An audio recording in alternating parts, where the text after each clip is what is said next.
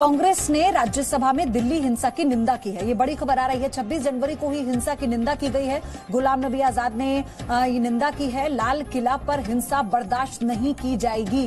गुलाम नबी आजाद का ये कहना है कि लाल किला पर जो हिंसा हुई उसे किसी भी कीमत पर बर्दाश्त नहीं किया जा सकता। सरकार कृषि कानून वापस ले, तो एक बार फिर से कांग्रेस ने कृषि कानून वापस लेने की मांग की। गुलाम नबी आजाद ने साफ तौर पर ही कह दिया, किसानों से लड़ाई सही नहीं है। क्या कहा, आपको सुनवाते हैं। तो मेरी सरकार से ये विनती है कि आप इन तीनों बिल को वापस ले ले। कुछ लोग गुम हो गए हैं, उनके बारे में माननीय प्रधानमंत्री जी से मैं निवेदन करूंगा कि कोई कमेटी बनाएं जो उनकी छानबीन करे, कहां गए हैं 26 जनवरी को। या मैं 26 जनवरी का उल्लेख किए बगैर नहीं रह सकता हूं। हम जितनी भी निंदा और जितनी भी निंदा की जा सकती है, हम और हमारी पार्टी उसकी निंदा करती है, पूरी विपक्ष निंदा करता है कि जो भी लाल किले पे हुआ वो बिल्कुल नहीं होना चाहिए। वो लोकतंत्र के खिलाफ है, डेमोक्रेसी के खिलाफ है, लॉ एंड ऑर्डर की दुश्मनी से भी खिलाफ।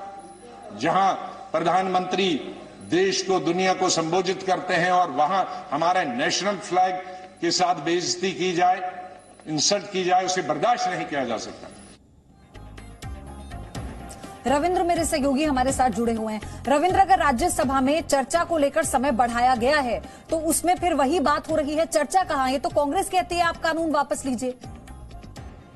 बिल्कुल, देखिए जिस तरह से कल हंगामा हुआ था उसके बाद एक सहमति बनी थी सत्ता पक्ष और विपक्ष के बीच में कि अभिभाषण को 5 घंटे बढ़ाया जाए, और अगर किसान आंदोलन पर या किसानों के संबंध में कोई चर्चा करना चाहता तो अपने समय के अनुसार ही करे, उसके अंदर ही करना है। और वही बात गुलाम नबी आजाद ने कही, लेकिन वही स्टैंड वही है।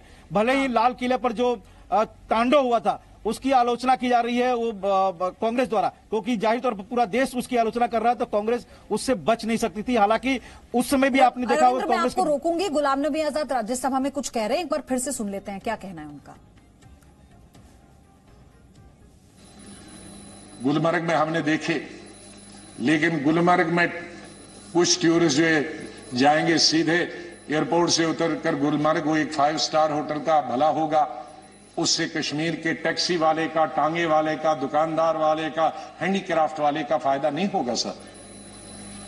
उससे जो हजारों छोटे होटल्स हैं, 5 स्टार 2-3 तो हैं, लेकिन हजारों छोटे होटल हैं गेस्ट हाउस में, जिन पर लाखों लोग निर्भर हैं, क्योंकि उन होटल में जो स्टाफ है वो सब 2 साल से घरों में बैठे हैं, क्योंकि एक किसी टूरिस्ट का, रेस्टोरेंट का, यह जो होटल है उसका दरवाजा नहीं खुलता।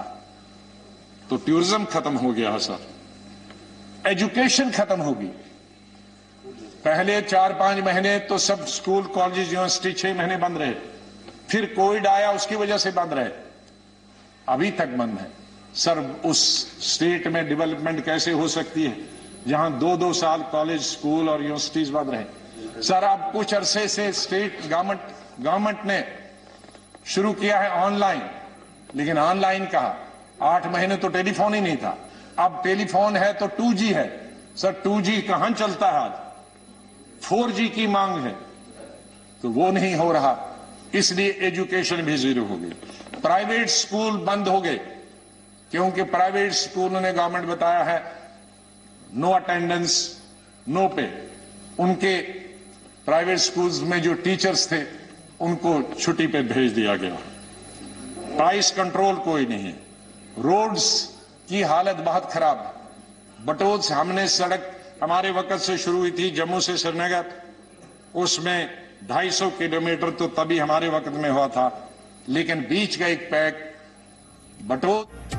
तो फिलहाल आप गुलाम नबी आजाद को राज्यसभा में सुन रहे हैं। दिल्ली हिंसा की उन्होंने निंदा की है और उन्होंने साफ तौर पर यह भी कहा कि कानून वापस लिए जाने चाहिए। फिलहाल वो कश्मीर में जो शिक्षा का स्तर है उसे अपने हिसाब से बता रहे हैं। रविंद्र मेरे साथ, मेरे सहयोगी जुड़े हुए हैं।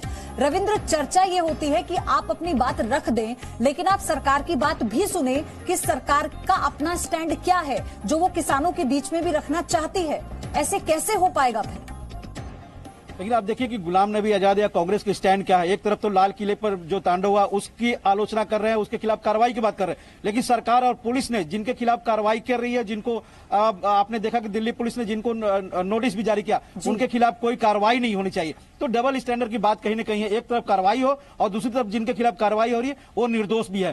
तो अपना दामन भी बचाना है और उनके साथ भी रहना है। तो दोनों बातें कहीं ना कहीं कांग्रेस की रणनीति दिख रही है, संसद के अंदर भी और सदन के बाहर भी।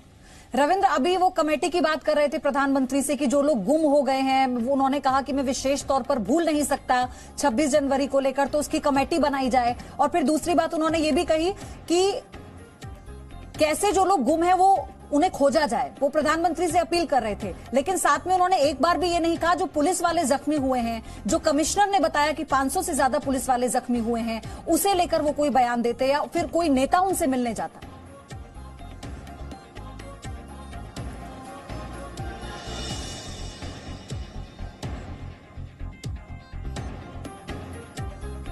Presenting B News app, available on Google Play and App Store. Download it now.